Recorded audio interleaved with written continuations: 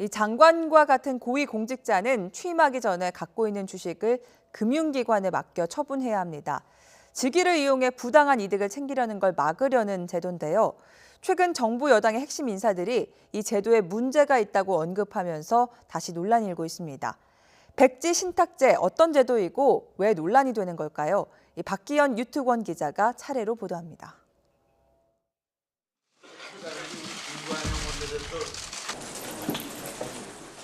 백지 신탁 제도가 있습니다.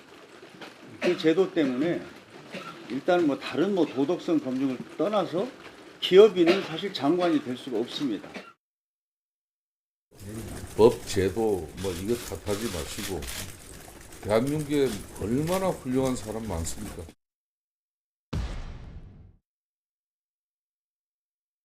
공직자윤리법 중 주식 백지 신탁법은 악법 중의 악법이라고 지금 평가되고 있습니다.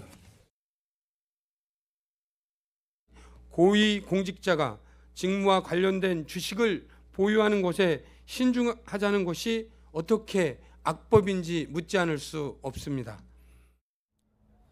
여야가 이처럼 입장을 바꿔 해묵은 공방을 계속하는 이유는 무엇일까요? 공직자 주식 백지 신탁 제도는 말 그대로 고위 공직자가 직무와 관련된 주식이 있으면 직접 시장에 내다 팔거나 금융기관에 맡겨 처분하도록 하는 제도입니다. 업무를 이용해 자기 주식의 가치를 올리는 부정행위를 원천적으로 차단하기 위한 제도인데요. 참여정부 시절인 지난 2005년 도입됐습니다. 국회의원이나 장관, 기획재정부, 금융위원회 소속 4급 이상 공무원 가운데 보유 주식이 3천만 원을 넘는 경우가 대상입니다. 그런데 갖고 있는 주식을 모두 팔아야 하다 보니 기업인, 특히 중소기업 대표들이 공직에 진출하는 걸 기피하는 사례가 잇따랐습니다. 실제로 지난해 중소벤처기업부 장관 인선 과정에서는 무려 27명이 장관직을 고사했는데 상당수가 중소기업 대표들이었습니다. 매번 검토하고 이 사람이 좋겠다 하면 또 그분이 주식 백지 신탁이 싫다 해서 거절하고. 사실 이런 문제는 과거에도 마찬가지였습니다.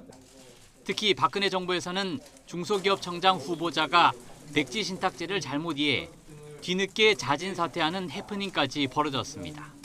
제가 갖고 있는 주식을 신탁기관에 맡기고 공직이 끝나면은 제가 신탁해놓은 주식을 다시 찾아다가 그 회사로 컴백할 수 있는 줄로 알았었습니다. 기업인들이 공직을 기피하다 보니 결국 그 자리는 정치인이나 관료, 교수들에게 대부분 돌아갔습니다. 이 때문에 기업인들이 공직에 진출해 현장의 목소리를 반영하기 위해선 백지 신탁제를 손봐야 한다는 주장이 계속 나오고 있습니다. 그런데 이런 주장에 따라 백지 신탁제를 손봐도 문제는 없는 걸까요? 백지 신탁의 대안으로 유력하게 거론되는 게 바로 보관 신탁입니다. 공직자가 맡긴 주식을 시장에 내다 파는 백지 신탁과는 달리 그대로 보관만 하고 있다가 나중에 다시 돌려주자는 건데요. 그런데 따져보면 역시 미봉책에 불과하다, 이런 비판이 많습니다. 재직기간 중에 주식 가격이 오르거나 내려가는 영향 미치는 정책을 수립할 수도 있고 집행할 수도 있거든요. 시간이 뒤로 밀린다는 것뿐이지. 여기에 여권의 볼멘소리와는 다르게 지금의 제도로도 부족하다, 그러니까 더 강화해야 한다는 목소리 또한 만만치 않습니다. 현재는 본인이 직접 주식을 팔지 못해 금융기관에 맡기면 60일 안에 팔도록 규정하고 있는데요. 하지만 안 팔릴 경우 그대로 보관해도 아무런 문제가 되지 않습니다.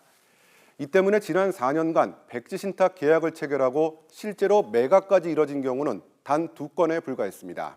매각이 되지 않는다면은 이제 자산관리공사와 같은 국가기관이 주식을 매입을 해서. 바로 이 사람, 진경준 전 검사장을 기억하십니까? 재임 기간 넥슨의 비상장 주식을 헐값에 사들여서 무려 120억 원의 차익을 거둔 것이 드러나면서 그야말로 엄청난 논란을 불러일으켰는데요. 이 사건을 계기로 여론이 들끓자 국회에서는 백지 신탁의 적용 범위를 넓히자, 이런 법안이 발의됐습니다. 감사원이나 검찰청, 국세청 등 이른바 힘 있는 기관의 공무원도 포함하자는 건데 하지만 1년이 넘도록 토론 한 번 진행되지 않은 채 그냥 흐지부지 되고 있습니다.